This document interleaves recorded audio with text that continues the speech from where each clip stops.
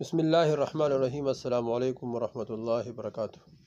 دوستو، آج کا جو عمل ہے یہ ہر قسم مالی پریشانی کو دور کرنے کے لیے بہت زبردست عمل ہے، اور گھریلو جتنے بھی رزق کی تنگیاں ہے تو اللہ جل شانہ اس وظیفے کی برکت سے رزق کی تمام تنگیوں کو دور فرمائیں گے۔ یہ وظیفہ بہت زبردست ہے، طاقتور وظیفہ ہے، بہت کارآمد وظیفہ ہے۔ یہ ایک صحابی نے حضور صلی اللہ علیہ وسلم سے پوچھا تھا کہ یا رسول اللہ صلی اللہ علیہ وسلم، ایک صحابی نبی علیہ السلام کے پاس آیا اور عرض کیا کہ یا رسول اللہ صلی اللہ علیہ وسلم، گھر میں بہت فقر ہے، فاقہ ہے۔ تو جب بھی کوئی صحابی آپ صلی اللہ علیہ وسلم کے پاس کوئی شکایت لے کر آتے تھے، کوئی پریشانی لے کر آتے تھے، فوراً آپ صلی اللہ علیہ وسلم ان کو اعمال فرمایا کرتے تھے، یہ اعمال کریں۔ تو اعمال پہ ان کا یقین بنا ہوا تھا۔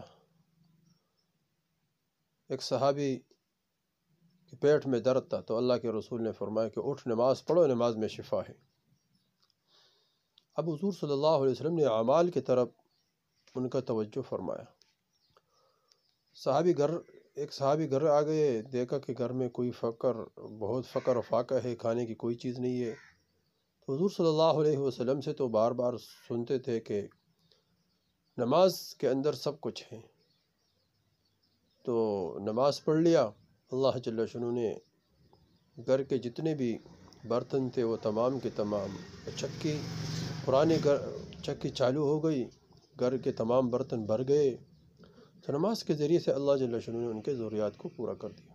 تو اس طرح دوستو، وہ صحابی جب حضور صلی اللہ علیہ وسلم کے پاس آئے تو اللہ کے رسول نے اعمال بتایا۔ اور کیا فرمایا؟ اللہ کے رسول نے فرمایا کہ جب بھی گھر داخل ہوتے ہو تو سلام کرو اور درود شریف پڑھو اور سورہ اخلاص پڑھو۔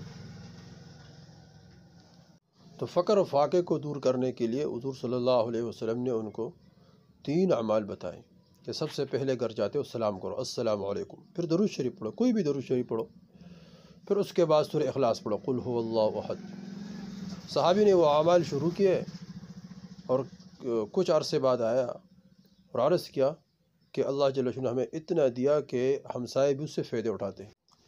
تو ہم یقین کے ساتھ عمل کریں گے تو اللہ جل شانہ غیب سے بندوبست فرمائیں گے۔ دیکھو، صحابی نے یقین کے ساتھ اعمال شروع کیا تو اللہ جل شانہ نے وہاں سے بندوبست کیا جہاں انسان کے وہم اور گمان بھی نہ ہو۔ تو انشاءاللہ ہم بھی نیت کریں، یقین کے ساتھ اعمال کریں گے، اللہ جل شانہ غیب سے بندوبست فرمائیں گے۔